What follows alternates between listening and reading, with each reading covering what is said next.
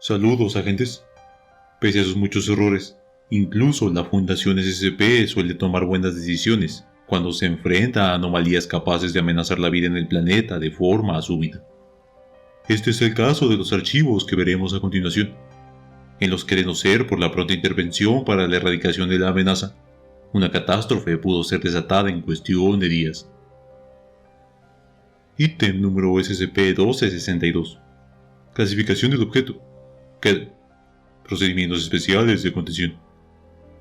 SCP-1262 debe ser mantenido en un estado de dormancia indefinida en el área de almacenamiento 33, al interior de un cubo de hielo seco de 3 metros por 3 metros por 3 metros, a 205 grados Kelvin, menos 68 grados Celsius.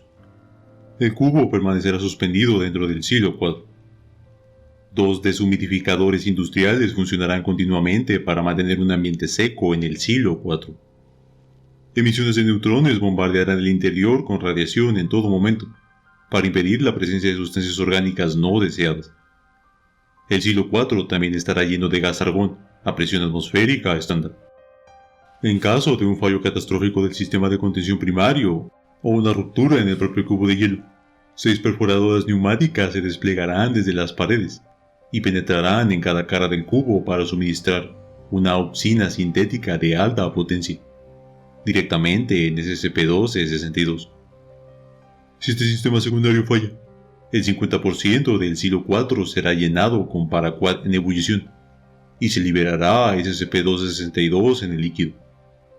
Si este sistema terciario falla, se usará una serie de explosiones incendiarias controladas usando una combinación de termita, napalm, fósforo blanco y TNT para suprimir a SCP-1262.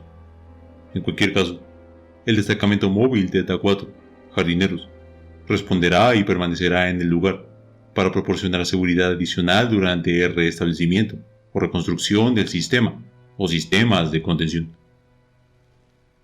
En ningún momento se debe introducir agua, vapor de agua, material orgánico o luz visible con una frecuencia entre 400 y 790 THz en el silo 4. Fuera de contención, SCP-1262 es extremadamente letal cuando está en contacto directo con los organismos y solo debe ser alcanzado después de haber sido completamente suprimido de nuevo en un estado de inactividad. Descripción: SCP-1262 es una masa de aproximadamente 30 centímetros de diámetro que está compuesta por materia vegetal verdosa capaz de crecer de forma muy acelerada cuando se encuentra en presencia de luz, humedad o material orgánico. Su superficie está compuesta por una densa cubierta de finas raíces.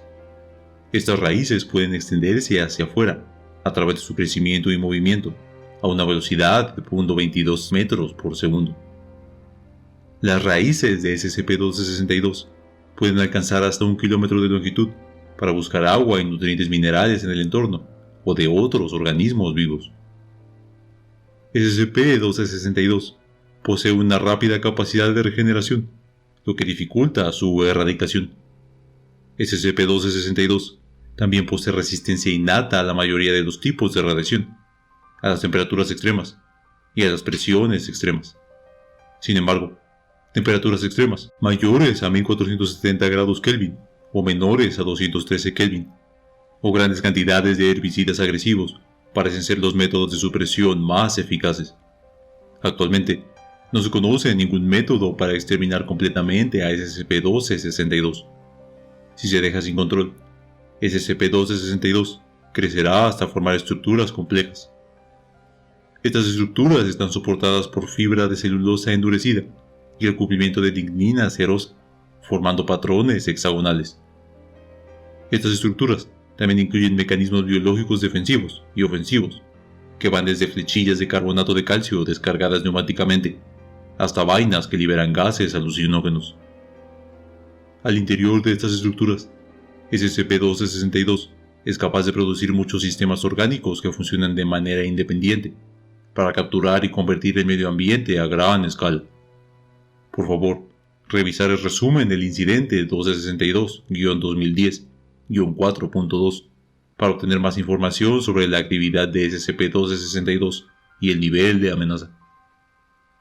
Toda la información sobre SCP-1262 se basa en observaciones hechas en campo y los relatos de los testigos supervivientes durante el incidente de Islandia. Se prevé realizar futuras investigaciones cuando se puedan desarrollar procedimientos de contención más seguros. Resumen de la cronología del incidente 1262-2010-4.2. Abril 12, 2010. El doctor, un eminente vulcanólogo, y su asistente estaban recogiendo muestras en la capa de hielo Eyjafjallajökull en Islandia, cuando desenterraron inadvertidamente a SCP-1262 desde el hielo de alta densidad. El doctor le pidió a su asistente que lo recuperara. Cuando el asistente entró en contacto físico con SCP-1262, fue rápidamente envuelto y absorbido por un agresivo sobrecrecimiento, que resultó en su muerte en cuestión de segundos. El doctor logró escapar a su vehículo y reportarlo con las autoridades locales. La policía llegó horas más tarde para encontrar una estructura gruesa, similar a un árbol creciendo. 3 de los oficiales fueron atrapados y absorbidos por las raíces que estaban debajo de ellos, y otro murió debido a un aerosol tóxico. El único superviviente no informó del incidente, sino que huyó del país, siendo detenido más tarde en el extranjero. SCP-1262 creció considerablemente, pasando prácticamente desapercibido durante las siguientes 12 horas. Abril 13, 2010. Para las 4 am, SCP-1262 se había convertido en una estructura endurecida basada en celulosa, que cubría casi 20.000 metros cuadrados, con 3 prominentes torres de aproximadamente 100 metros de altura. En la base, una colección de vejigas gaseosas que se inflaban y desinflaban independientemente se encontraban dispersas alrededor de la masa central, junto con gruesas raíces que penetraban profundamente en el hielo. La estructura procesaba el aire ambiental y otros nutrientes para convertirlo en monóxido de carbono calentado, que se exhalaba fuera de las torres de la estructura en forma de nubes espesas. 2 ciudades cercanas fueron evacuadas después de que 50 personas murieran por la inhalación. A las 12:30 p.m., 2 torres más habían brotado, y la estructura entera había aumentado de tamaño en un 160%. La Fundación SCP fue notificada, y se estableció un bloqueo perimetral y mediático para proteger a los civiles. El destacamento móvil Sigma 9, Valkyries, fue llamada con autorización de nivel 5 para establecer fuego de supresión alrededor de SCP-1262 usando ojivas. Abril 4, 2010. La primera descarga aérea comenzó a la 1 de la mañana y tuvo éxito en penetrar la capa de hielo sobre el volcán inactivo.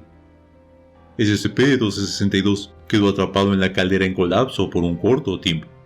Durante este tiempo, 3 aviones fueron destruidos por SCP-1262. Una segunda descarga fue dirigida directamente a la masa central de la estructura. Las explosiones subsiguientes fueron capaces de desestabilizar la parte inferior del volcán, hasta el punto de desencadenar, como se había planeado, una violenta erupción volcánica. Un ataque aéreo final de bombardeo se realizó en los alrededores de la capa de hielo de Eyjafjallajökull, demoliendo efectivamente las ciudades de Ide, junto con testigos del campamento. Todo el lugar fue vigilado de cerca para asegurar que había sido incinerado exitosamente durante la erupción. Se eliminó todo el conocimiento público del incidente, y el espacio aéreo en 20 países cercanos fue posteriormente cerrado hasta nuevo aviso, hasta que las muestras de ceniza atmosféricas confirmaron una neutralización completa. 2000. El vuelo se estrelló en una zona aislada de Groenlandia mientras viajaba desde Reykjavik, Islandia.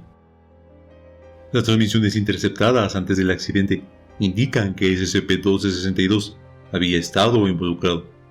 Al investigar más a fondo los restos, la sección de la cola que se había desprendido en el aire se encontró cubierta por el sobrecrecimiento de SCP-1262. Ya que aún estaba en las primeras etapas de desarrollo, SCP-1262 pudo ser rápidamente suprimido, y se eliminaron las capas de crecimiento circundantes. SCP-1262 fue entonces llevado directamente al Área 33 para su almacenamiento indefinido. Fin del registro.